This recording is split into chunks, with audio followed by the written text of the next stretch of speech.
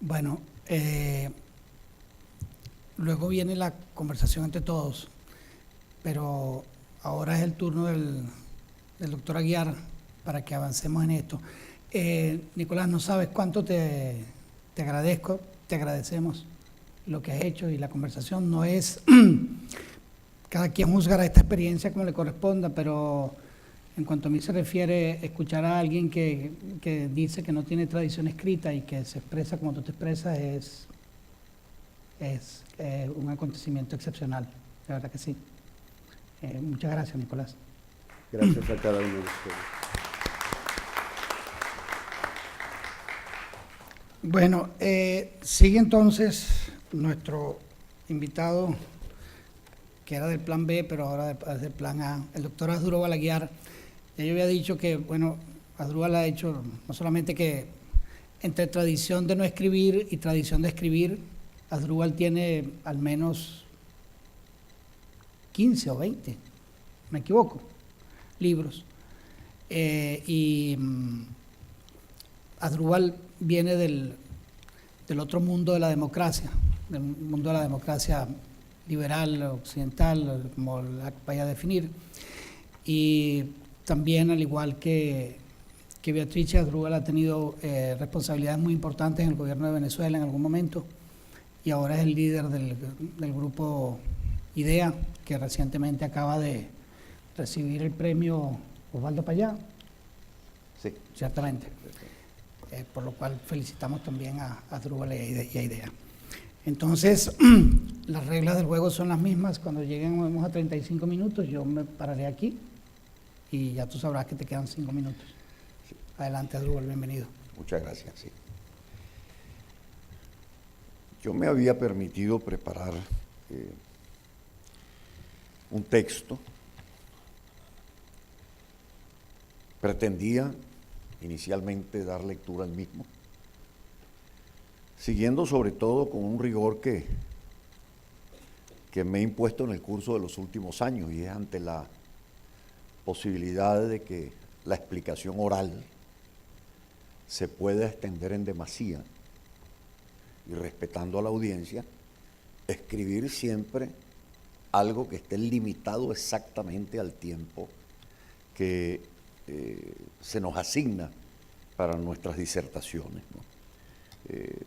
No obstante esto, dado el tiempo, dada la necesidad de abrir el panel de discusión, yo trataré de simplemente hacer una suerte de bosquejo de lo que es este documento, y, de ser posible, a quienes tengan interés, yo podría hacérselo llegar, ¿no?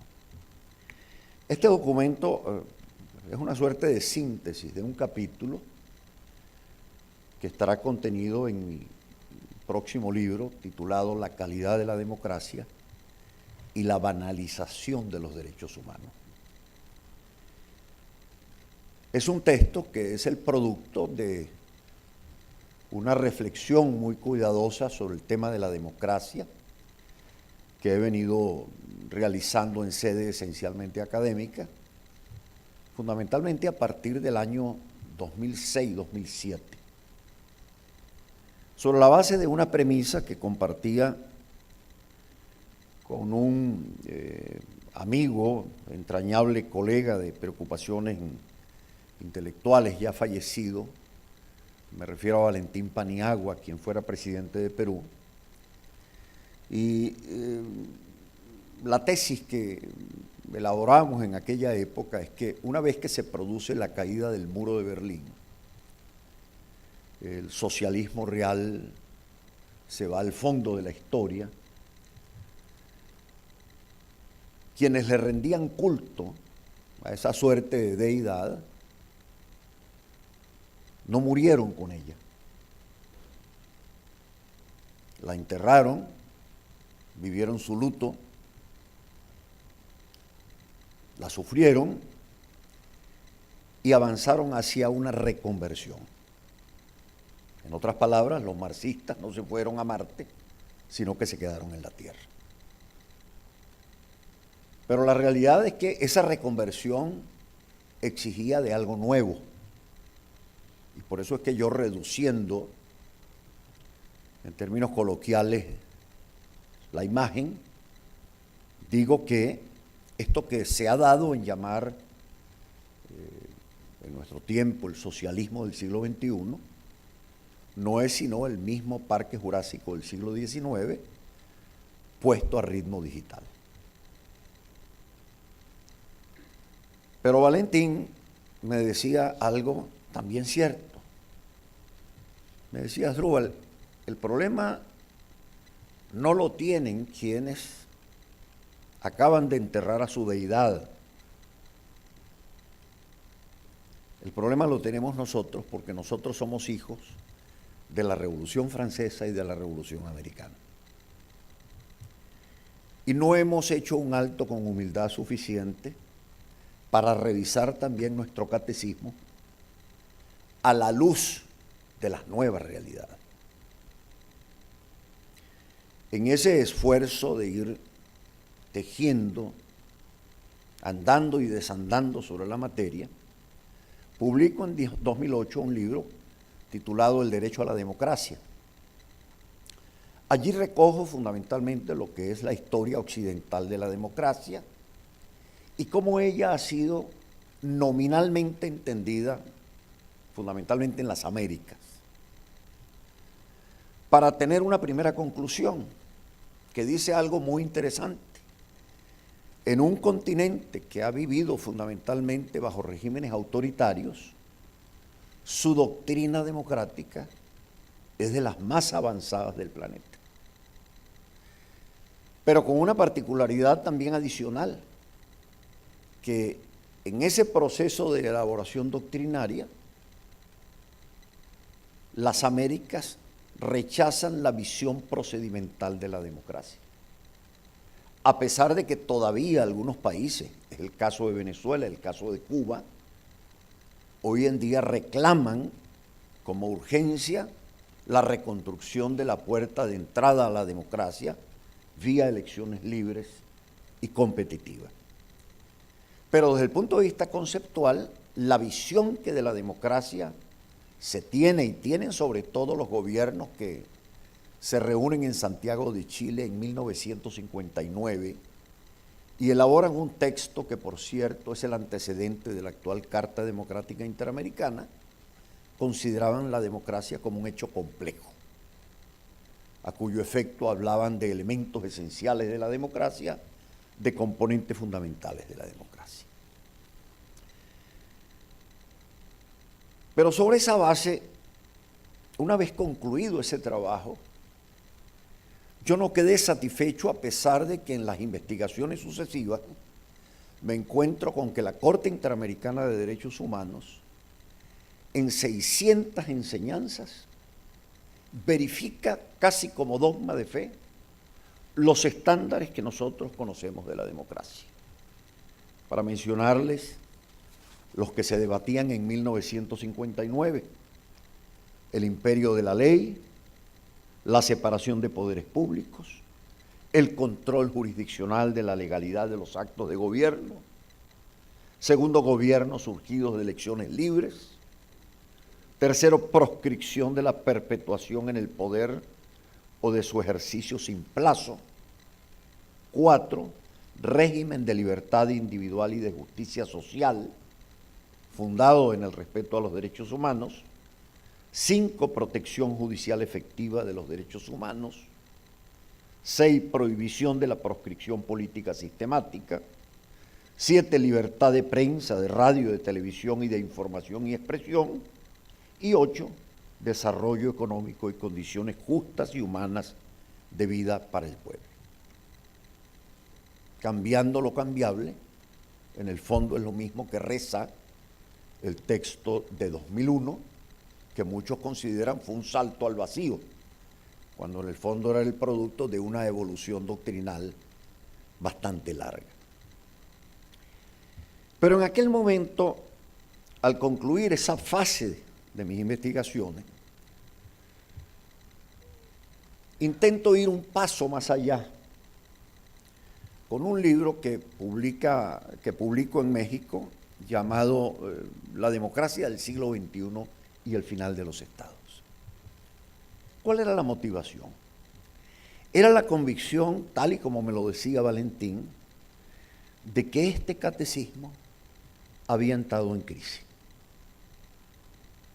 Y había necesariamente que hacer una suerte de ejercicio para decirnos y decir, o explicar o fundamentar el por qué los elementos esenciales y los componentes fundamentales que nosotros conocemos de la democracia han entrado en una suerte de crisis que permite resolver o exige resolver algo distinto a lo que planteaba la literatura alemana a finales del siglo XX, que de cara a la cuestión democrática y a la crisis democrática, señalaba que lo que teníamos era una suerte de confusión sobre los contenidos de la democracia.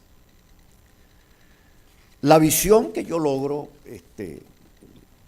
forjarme, constatar, plantea una situación radicalmente distinta. No se trata de que esos estándares estén siendo confundidos por quienes los piden, por quienes los elaboran y los vacían en textos constitucionales, o por quienes tratan de elaborar debates alrededor de dos versiones distintas de la democracia liberal por un lado, o la democracia de carácter protagónico y participativo que esgrimen quienes hoy en día defienden el llamado socialismo del siglo XXI. La tesis es que todos esos estándares ha llegado el momento de revisarlos de cara a nuevas realidades, pero con un detalle que es importante subrayar. De acuerdo a nuevas realidades que de suyo amenazan los fundamentos de la misma democracia. En otras palabras, se están dando condiciones para que ocurra la muerte de la democracia tal y como la hemos entendido.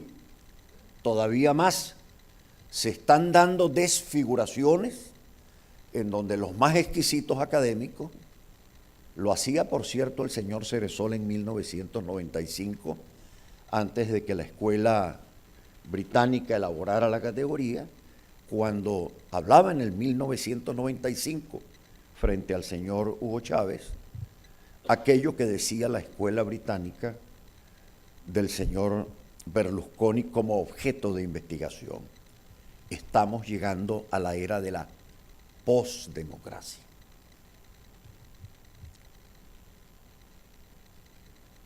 Estamos viviendo la posdemocracia. Pero no significa esto que nos vayamos a quedar en la posdemocracia, porque en el fondo lo que estamos viendo y viviendo es una transición muy profunda, un gran vacío en donde estas desviaciones son posibles y un gran vacío en donde la posibilidad de que emerjan de tanto en tanto traficantes de ilusiones que resuelvan la confusión en apariencia estará también a la orden del día. Pero ¿por qué revisar y analizar los estándares que nosotros recibimos de la Ilustración americana y de la Ilustración francesa? Que debemos revisarlo. Y por cierto, con relación a los venezolanos debo decir algo. Hay otro librito que está ahí en camino, que ya está en la editorial, que tiene un prólogo del director de la Real Academia, lo escribí hace unos meses atrás, que se llama Génesis del Pensamiento Constitucional Venezolano. Y me dice este profesor desde la distancia que para él es una sorpresa haber constatado que Venezuela tuvo, antes de su momento de independencia, una ilustración que podrían haber envidiado los franceses del momento revolucionario. Y nosotros enterramos esa historia, y esa historia quedó borrada de nuestra memoria, porque Venezuela necesitaba, o en Venezuela, si así se puede decir, confrontaban dos perspectivas agonales en aquel momento. La ilustración de nuestro siglo XVIII, que bebía en las fuentes de la escolástica, pero en una parte de ella, de la escolástica medieval, a cuyo tenor el pueblo le entrega su destino al monarca, pero si el monarca no actúa conforme al bien común, el pueblo puede retirarle las potestades al monarca y escoger a otro monarca. ¿Qué significa esto? Fundados en la escuela medieval, en la visión escolástica, sobre todo en lo que fue la constitución originaria de la primitiva Hispania durante los godos, nuestra ilustración era profundamente libertaria y esencialmente democrática. Pero trágicamente, por obra de un signo de nuestra historia, emerge la otra perspectiva medieval en gente ilustrada, venezolana y latinoamericana, pero en gente que le daba privilegio a las espadas, y era quienes, como Simón Bolívar, leían y se veían en el derecho divino de los reyes. Ahí se produce una gran fractura y la historia nuestra, edulcorada en el curso de 200 años, termina con la obra de Vallenilla Lanz, Cesarismo Democrático. Somos pueblos no preparados para el bien supremo de la libertad. Esto lo decía Bolívar en Cartagena en 1812. Por ende necesitamos de un padre bueno y fuerte que cuide de nuestro bienestar. Pero esto es historia.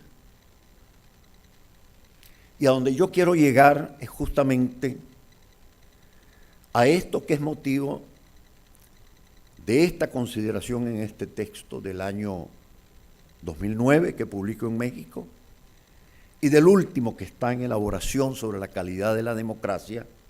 Y fíjense el otro título, banalización de los derechos humanos. Porque la democracia está muriendo a fuerza de votos y la democracia se está muriendo por la inflación de los derechos humanos.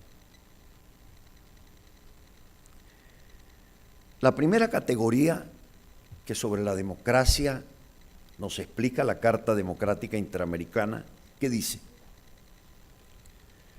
Que la democracia es respeto a los derechos humanos. Pero respeto a los derechos humanos cuya universalidad y cuyos núcleos pétreos, como sus desarrollos, han de ser reconocidos y garantizados por el Estado, una vez como estos son particularizados socialmente y multiplicados exponencialmente hasta procurar o ser la consecuencia de nuestra actual invertebración social. ¿Qué quiero decir con esto? Que en el momento en que se cae el muro de Berlín, nosotros desde el ángulo de la política miramos exclusivamente la cuestión ideológica. Pero a finales de los años 80 se produce una ruptura epistemológica, una fractura en la civilización y se agotan 40.000 años de historia. 40.000 años de historia que le dieron al poder como base fundamentalmente a la geografía, a la materia. De allí los problemas ideológicos, las confrontaciones entre marxistas, capitalistas, socialistas de uno u otro cuño, liberales, todo alrededor del tema de la materia.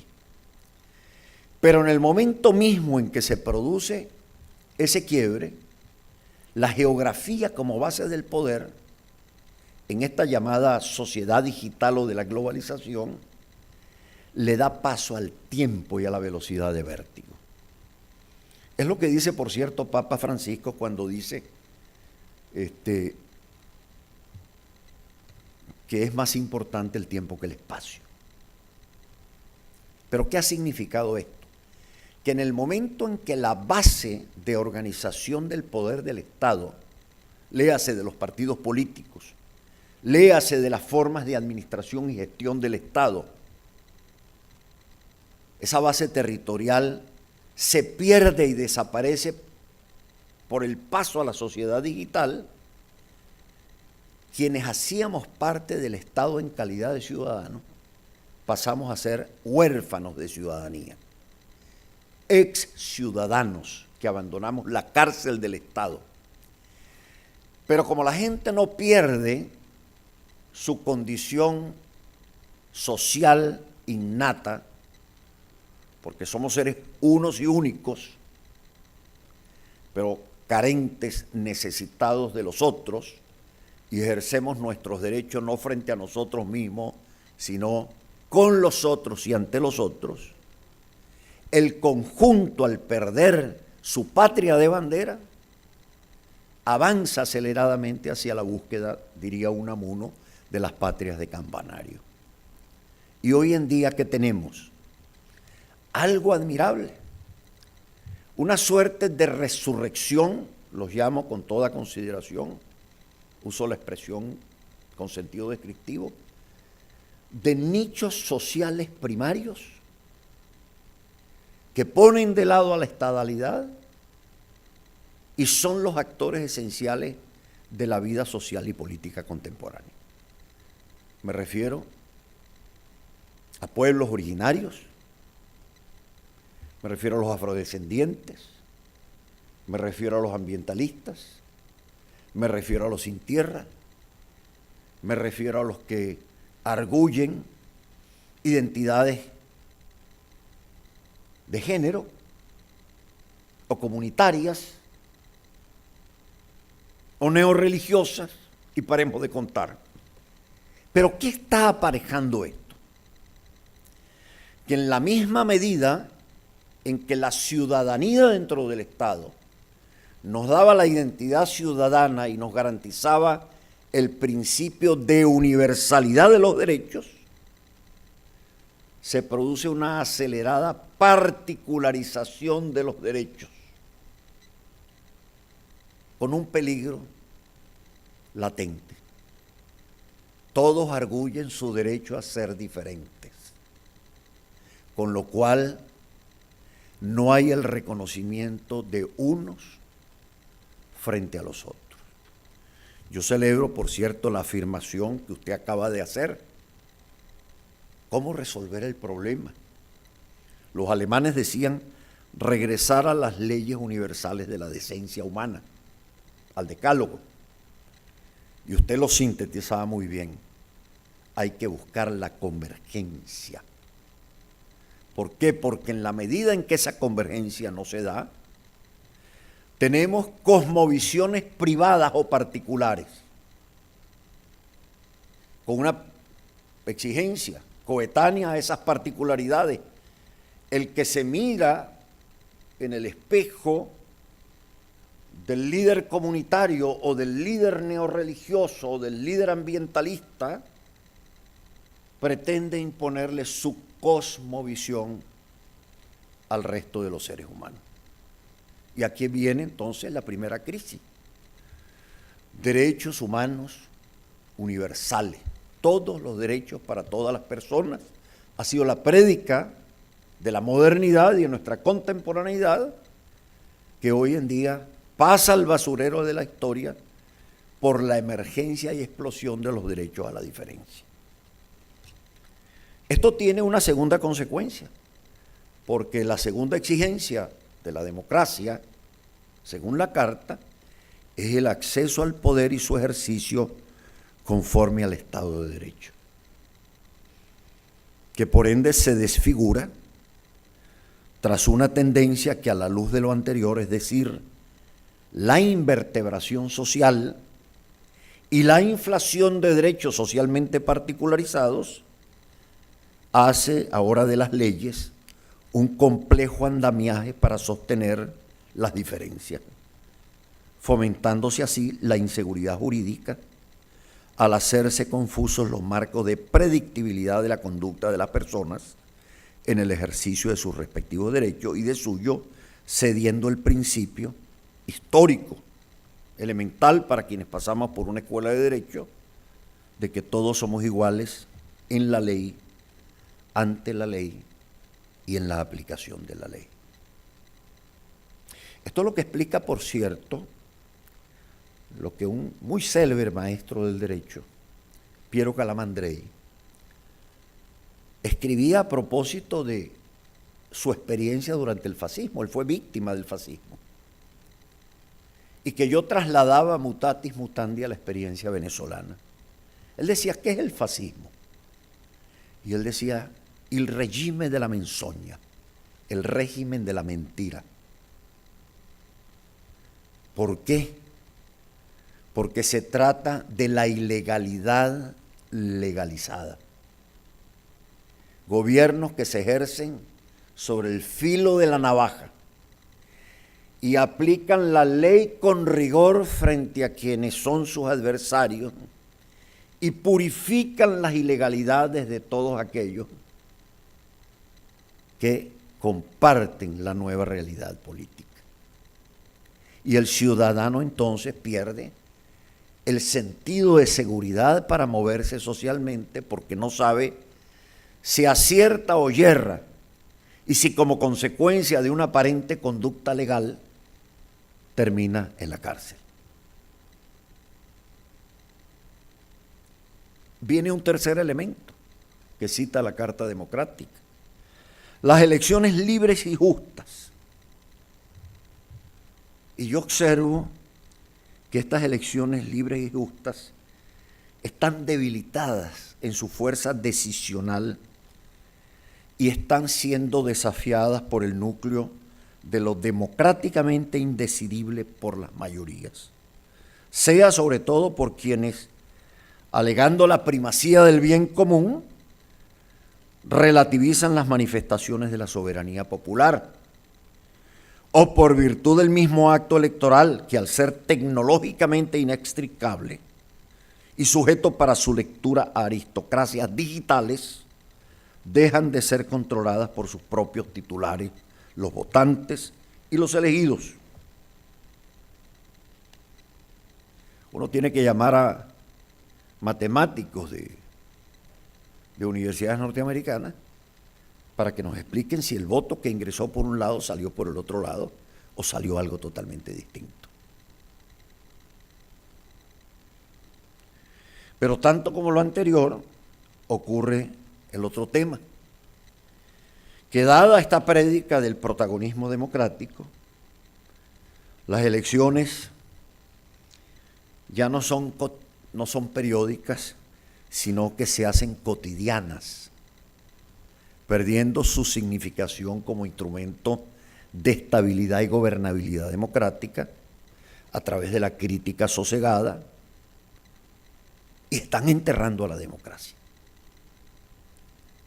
¿Por qué razón? Porque la democracia, vista desde la perspectiva electoral, implica un ejercicio de racionalidad informada, lo que plantea el que puedan surgir alternativas democráticas para que racionalmente y mediante el debate libre se pueda optar por una u otra alternativa. Por el contrario, cuando lo que hay es un torneo electoral en donde no hay tiempo para la información y la racionalidad de la decisión, al final los pueblos escogen democráticamente sus propias cadenas, su propia esclavitud. Hay otro punto yo diría quizás el último, solo para limitarme a los elementos esenciales de la democracia. Dice la Carta que la democracia exige de separación de poderes dentro del Estado, lo que conocemos como la independencia de los poderes. Porque se ha considerado hasta el día de hoy que la independencia de los poderes es garantía para el ejercicio de los derechos. Pero hoy en día, y esto hay que verlo con absoluto cuidado, porque es un tema que teóricamente plantea un dogma de fe. No se puede concentrar el poder. Pero a la vez tenemos otra circunstancia. Las necesidades decisionales del mundo global, como ya no tiene más valor la geografía, y por eso a los venezolanos no les preocupa, con razón, que nos quiten o no a la Guayana Esequiba o el lago de Maracaibo en sus áreas marinas y submarinas, porque la geografía pasó de moda y lo importante es la velocidad de vértigo. O sea, gana ya no el más grande, sino el más rápido. Frente a esa circunstancia, lo cierto es que el hecho político y el hecho económico cambia a cada segundo y a cada minuto. Con una velocidad tan admirable que el proceso decisional de los estados siempre llega a la saga o tarde y sin posibilidades de influir sobre las realidades. La experiencia fue en los Estados Unidos. Un Congreso que haya actuado con la mayor eficacia que el Congreso norteamericano para enfrentar su crisis económica y financiera, es imposible encontrar otro ejemplo. Pero cuando llegaron las leyes del Congreso, simplemente llegaron fuera de tiempo. Entonces viene justamente algo que es necesario revisar y estudiar con mucho cuidado, para no agregar lo que es un elemento esencial y componente fundamental de la experiencia de la democracia, la libertad de expresión y de prensa, que hoy en día, por la misma deriva digital, ha dado lugar a una suerte de periodismo subterráneo en el que impera la velocidad de vértigo y en donde no solo no hay tiempo para informarse, sino para receptar datos, pero sin posibilidad de digerirlos, sin posibilidad de verificarlos. Y como la sociedad digital es una sociedad que individualiza al extremo a quien se siente dueño de un componente digital, genera también dos efectos dañinos para la democracia. Uno, el narcisismo digital. O sea, no existe realidad política sino aquella que uno visualiza a través de un mini componente. Pero con otra gravedad. En este proceso de desestructuración del poder del Estado, que es lo que explica la desaparición de los partidos políticos. Porque no se trata de que en Venezuela hay crisis de partidos. Partido político, los partidos políticos italianos, que eran los más importantes, después de la Segunda Gran Guerra, el Partido Socialista, el Partido Demócrata Cristiano, se pulverizan totalmente. El Partido Justicialista y el Partido Radical Argentino son antiguayas. El Partido Liberal y Conservador ya no existen en Colombia. ¿Por qué? Porque eran correas de transmisión del Estado territorial y de una forma de organización de la vida pública que desaparece con este cambio, con esta ruptura epistemológica que estamos viviendo y que es inevitable. Pero en esa pérdida de identidad dentro del Estado ocurren estas corrientes que yo les mencionaba. Por un lado, quienes se dirigen hacia nuevas formas de organización primaria, con vocación a la intolerancia, lo quiero decir en el mejor sentido de la palabra, porque como la identidad está en lo raizal y en lo cultural, hay temor a perder esa identidad justamente para evitar que las corrientes del presente se lo lleven por delante.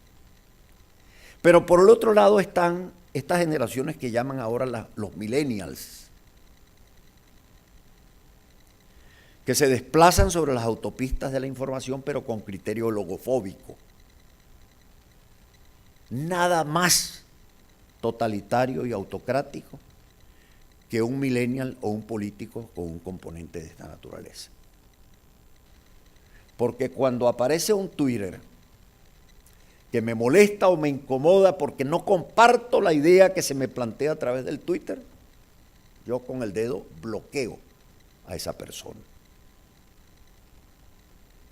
Entonces está el problema del narcisismo, está el problema del comportamiento dictatorial y totalitario, lo que al final nos ha llevado a lo que tenemos en este momento, y por eso la importancia de esta reflexión que yo hago sobre la necesidad de repensar el catecismo democrático. ¿Por qué razón? Porque ha insurgido, por una parte, un fenómeno que yo les mencionaba, el de la posdemocracia,